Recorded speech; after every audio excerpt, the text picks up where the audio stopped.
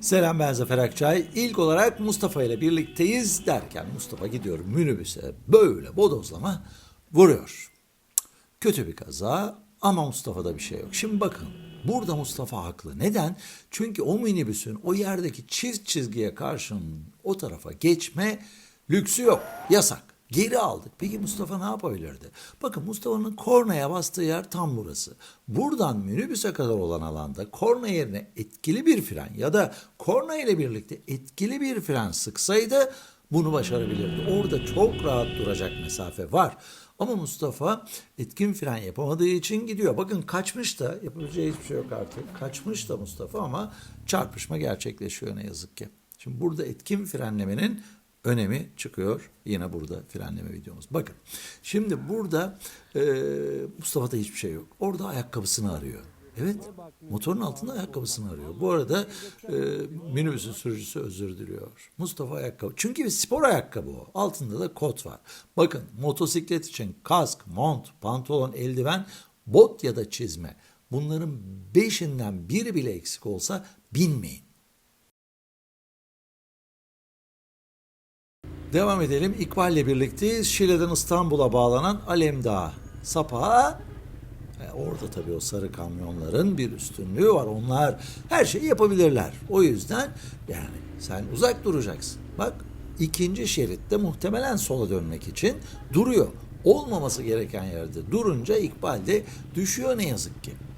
Çünkü iyi frenleme yapamıyor, dengesi bozuluyor, kamyonu beklemiyor. Ama İkbal'in yaptığı en güzel şey, eğer motorunuz sağa yatmışsa onu kaldırmadan önce mutlaka yan sehpayı açın. Çünkü kaldırırsınız o heyecanla ya da işte böyle geri geri, daha doğrudur bu. Kaldırırsınız, hop arkaya gider bu sefer motosikletiniz. O yüzden siz olun, motor sağa yatmışsa sehpayı açıp öyle kaldırın lütfen. Sarı kamyonlardan da uzak. Yücel. Şimdi Yücel şaşırıyor. O ne diyor ya? Hakikaten ben de şaşırdım. O nedir? Üst geçidin asansörüne bir kurye arkadaşımız skuterını sokmaya çalışıyor. Yani o asansöre binip yukarı Allah çıkacak. senin canını almasın ya.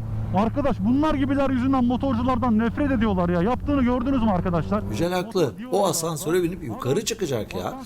Neyin kafasını yaşıyorsun? Dördüncü olay, Musa yollamış bize. Şimdi olaya geçeceğim ama öncesinde bir şey yapacağım. Bakın, durduk burada. Önce yaya. Yerdeki yazıları görüyor musunuz? Kocaman. Şimdi orada yaya bekliyor mu? Solda. Ha, bekliyor değil mi yani? Yaya var. O zaman Musa duracak, yayaya yol verecek. Öyle olması gerekiyor. Sonra burası nasıl bir kavşak, bu işaretler varsa? Dönel kavşak. O zaman beyaz araba öncelikli, mavi minibüs öncelikli. Çünkü onlar kavşağın içindeler. Musa onlara da yol verecek. Peki Musa neler yapıyor bakalım şimdi? Yaya yol vermiyor, mavi minibüse de yol vermiyor. Ama burada bak, kendisi yol istemeye gelince beyaz araçtan, ticariden yol istiyor. Şimdi peki, burada hatırlatma yapmış olduk. Geçelim olaya. Yine bir kavşağa yaklaşıyor Musa ve yine yaya geçidi, yine önce yaya falan. Şimdi burada bir kadın bekliyor Musa. Ayıp ama ya. Bu çizgiler boşuna mı çizildi yani? Ne, o yaya geçidi ne anlam ifade ediyor senin için?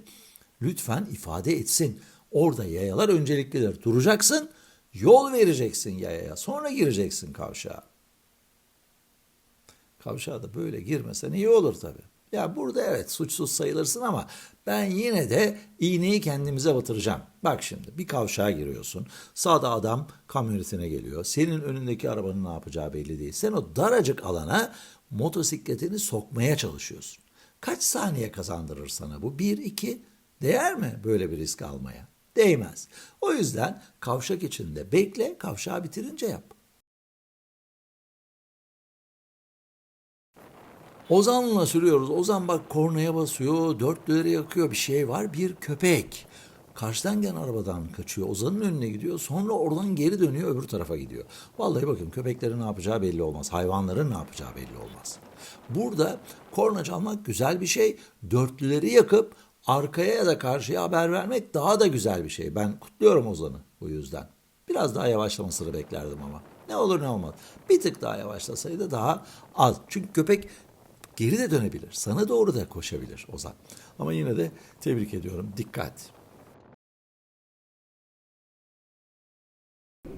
Cem, Fransa'dayız. Bakın şimdi kırmızı yanıyor, araçlar durmuş. Yeşile dönüyor. Cem de aradan yaracak. Fakat burada Cem'in bir şey beklemesi gerekir mi? Hadi 5 saniye. Cem ne beklemeliydi burada? Siz olsanız ne beklersiniz? Bu yayayı bekler misiniz? Cem çok kızıyor. Niyeyse çok kızıyor. Herhalde kırmızı yandığı an yaya yok olacak ortadan yani. Öyle bir şey olmuyor. Orada yaya geçidi varsa hele ki Cem, Fransa'da kullanıyorsun motosikleti ya. Yani biraz sakin, sakin.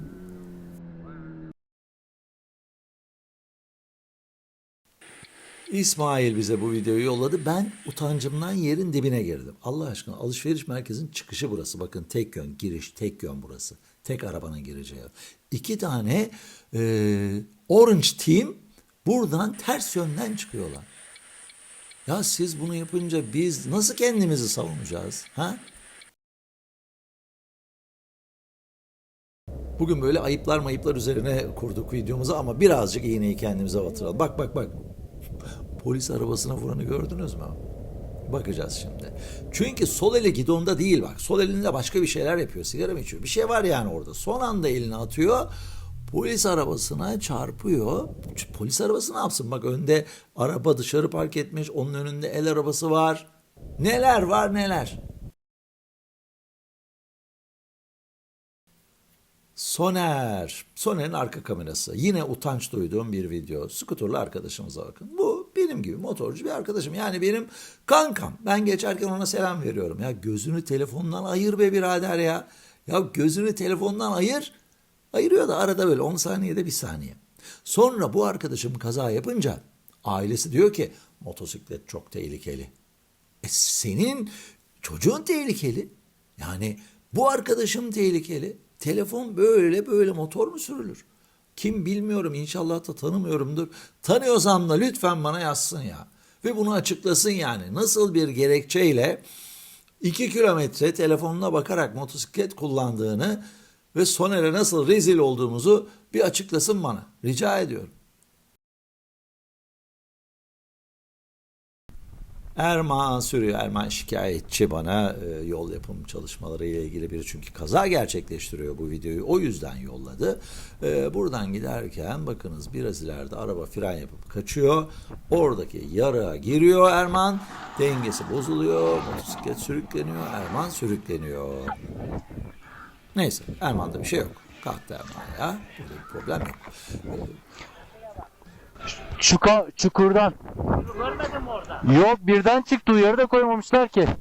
Levhalara bakmak gibi bir alışkanlığımız olmadığı için Erman olan levhayı tabii ki görmediği için yoktu diyor. Aslında var. Bakınız burada durduralım videoyu. Orada 30 tabelası var.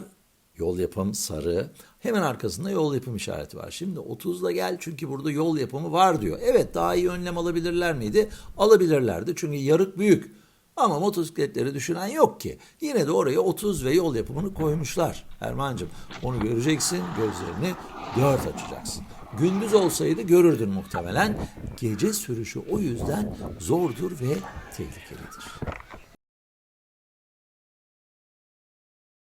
Hadi bir tane ne beklenir yapalım. Büşra arabasını kullanıyor. Dönel kavşağa girecek. Sola sinyal veriyor ve durduruyorum burada.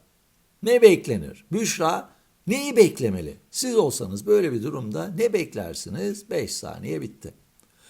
Bunu bekleyen var mı ya? Ha? Kavşağın göbeğin içinden böyle hırr diye giden, kask mask da yok, kafada hiçbir şey yok. Bak şimdi bir daha göstereyim.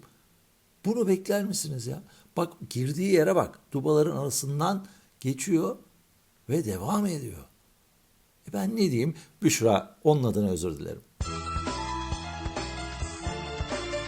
Sinyali açık unutma konusuna değineceğim. Şimdi bu motorlu arkadaşımız sinyali açık unutmuş gidiyor. Tamam mı? Tali yoldan da yine sinyali olan, yani sola dönecek olan bir araba çıkıyor. Şimdi sağ sinyal vermiş motorcu sana yaklaşıyor. Araba sürücüsü olarak ne düşünürsün? Motosiklet buraya girecek dersin. Motosiklet sağa dönecek çünkü sağ sinyali yanıyor. Ne bilsin adam senin sinyali unuttuğunu? Bu durumda ne olur sevgili arkadaşlar? Bu durumda araba sen gireceksin diye hareket eder. Sen de ona çarparsın, yaralanırsın, işte düşersin, bir şey olur. Sinyali açık unutmak çok tehlikelidir. Sinyal vermek gereklidir ama açık unutmak çok tehlikelidir. Eğer böyle bir sıkıntınız varsa, yani sinyali açık unutuyorum ya ben ne yapacağım diyorsanız bir ipucu vereyim. Sol elle sinyal veriyoruz ya, baş parmağınızla verdiğiniz sinyali kapatana kadar parmağınızı oradan çekmeyin. Yani sinyali verip geri çekmeyin, kalsın orada. Bir süre sonra ya parmak niye burada diye hatırlar, basar ve sinyali kapatırsınız. Ama hiç sinyal verme alışkanlığınız yoksa o zaman ben size ne yapayım? Böyle bir alışkanlık edinin lütfen kendinize. Sinyal vermek iyidir. Hız ve yön değiştirmeden önce mutlaka sinyal vermeniz gerekir. Hadi iyi sürüşler.